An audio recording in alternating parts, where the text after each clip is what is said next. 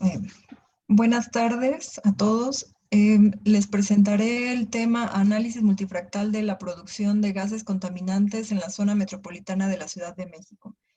Este trabajo se llevó en conjunto con el doctor Alejandro Ramírez del Departamento de Ciencias Básicas de la Universidad Autónoma Metropolitana Unidad Azcapotzalco, su servidora Paulina Cárdenas, quien realiza una estancia postdoctoral dentro del departamento en la UAM Azcapotzalco, y por parte de la Escuela Superior de Físico-Matemáticas del Instituto Politécnico Nacional, la maestra Lucía Moreno. La siguiente, por favor.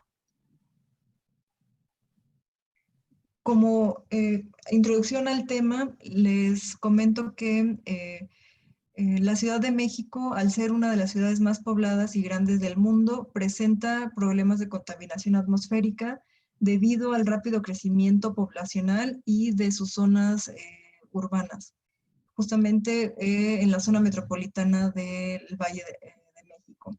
Esto se ha debido principalmente al incremento en el uso de automotores y al incremento en la construcción de áreas industriales aledañas a la Ciudad de México, cuyas actividades han promovido la emisión de contaminantes criterio. En general, el material particulado, que son las partículas PM10 y PM2.5, algunos gases como el dióxido de nitrógeno, el ozono, el monóxido de carbono y el dióxido de azufre. La siguiente, por favor. Algunas de las principales fuentes de emisión de los contaminantes antes mencionados, por ejemplo, para el dióxido de nitrógeno, serían los escapes de automóviles que justamente se emiten debido a la reacción del oxígeno con el nitrógeno presentes en el aire y en el combustible. Para el monóxido de carbono, su principal fuente de emisión sería durante la quema de combustibles en presencia limitada de oxígeno, el dióxido de azufre por la reacción de combustión de combustibles que contienen este componente, el azufre, principalmente los combustibles como el diésel. Y el ozono es generado a nivel troposférico por la interacción de los óxidos de nitrógeno y en presencia de la luz solar. Dichas emisiones contaminantes presentan unos comportamientos complejos y no lineales, por lo que el motivo de estudio es precisamente evaluar el comportamiento de las emisiones de estos contaminantes. La siguiente, por favor. Bien, para la obtención de datos se obtuvieron a través de la red de monitoreo atmosférico de la Secretaría de Medio Ambiente de la Ciudad de México. Se obtuvieron las series de tiempo de las concentraciones de los contaminantes antes mencionados para el periodo de 2005 a 2013. Dichas concentraciones se evaluaron en 5 zonas del Valle de México, como se muestra en la figura, y las concentraciones a su vez determinan cuándo hay mala calidad del aire de acuerdo a la norma ambiental 009 de la Ciudad de México del 2017, cuando de acuerdo al valor establecido de la concentración en el aire presenta un nivel máximo y de acuerdo al índice de calidad del aire. La siguiente, por favor. En la siguiente etapa del desarrollo del proyecto se analizó, se determinó mediante un análisis espectral, determinando bajo periodogramas las frecuencias dominantes de las series de tiempo. Dicha potencia espectral se obedece a la ley de la potencia, y los valores de beta nos pueden representar, cuando beta toma un valor de 0, un ruido blanco; cuando toma el valor de 1, un 1NF o una correlación de largo alcance; y cuando toma un valor de 2, podría representar un movimiento browniano. La siguiente, por favor. Posteriormente se realizó un análisis multifractal mediante el análisis de fluctuaciones sin tendencia o el método MFDFA, establecido por Kenneth Hart y cuyo análisis consistió en determinar el perfil de las series, eliminar la tendencia de estas series de tiempo, construir una función de fluctuación y analizar justamente la función de fluctuación. La siguiente, por favor. Bien. Derivado de la determinación de las potencias espectrales, se observaron unas gráficas como se muestran en pantalla. Se observan principalmente dos comportamientos. Dos comportamientos derivados por la presencia de los crossovers que nos dan dos tipos de procesos.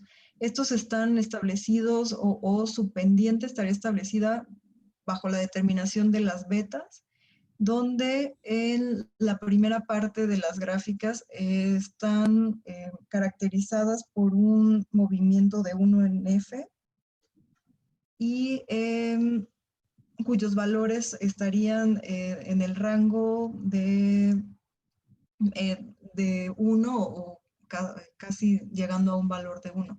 En la siguiente parte de las gráficas, cuando observamos el valor de beta 2, tendríamos una correlación de corto alcance derivado de los valores de beta que están entre 1.7 y 2. Aquí cabe resaltar que si observamos la gráfica del dióxido de azufre en la extrema derecha, podemos observar que no hay una frecuencia característica, a diferencia de las demás gráficas donde observamos frecuencias características dadas por los picos en las gráficas. Por ejemplo, se pueden observar frecuencias de 7 o de 7 días o de 24 horas. La siguiente, por favor. Bien. Para el análisis multifractal,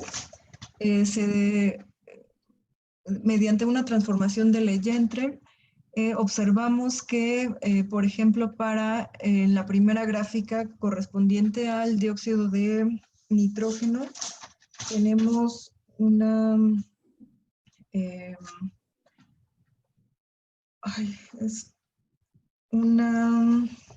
perdón.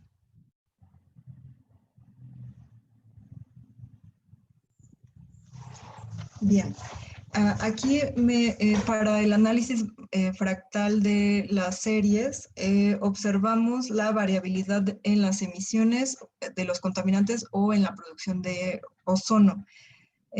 Por ejemplo, para la cuestión del dióxido de nitrógeno, observamos una variabilidad menor debido a que su rango está dentro de 0.2 a 0.35.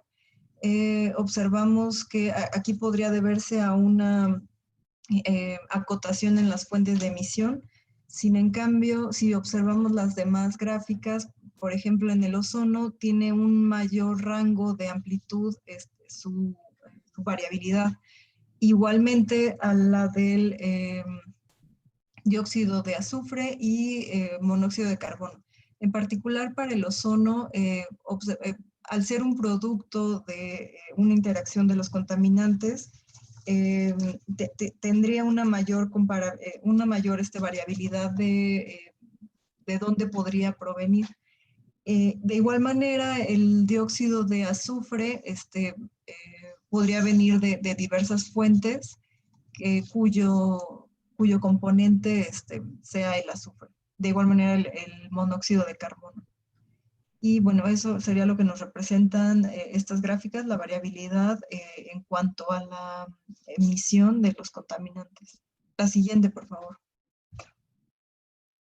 Bien, finalmente se podría concluir que la serie de tiempo de concentraciones de contaminantes monitoreadas dentro del periodo 2005 a 2013 fueron analizadas mediante el periodograma y sus espectros multifractales. Este trabajo justamente se centró en caracterizar las series de tiempo de los contaminantes o de algunos de los contaminantes principales emitidos y encontrados en la Ciudad de México y su zona metropolitana. Algunas de las series temporales mostraron periodicidades dominantes de 7 días, por ejemplo, para el dióxido de nitrógeno y el monóxido de carbono. Ambos son precursores de ozono. No obstante, el ozono mostró una periodicidad dominante a las 24 horas. Particularmente, el dióxido de azufre no mostró ninguna periodicidad. En cuanto a la correlación temporal, se muestra una persistencia en todos los casos y se observó una correlación de tipo 1 en F para el rango de frecuencias cortas. En este caso fueron los contaminantes el dióxido de nitrógeno, el monóxido de carbono y el ozono, mientras que para el dióxido de azufre mostró una correlación de corto alcance. Esto nos podría dar una aportación a entender justamente cómo se dan las emisiones o en dónde podrían estar correlacionadas la emisión de diversos contaminantes dentro de la zona metropolitana del Valle de México. Y por nuestra parte sería todo. Les agradecemos su atención.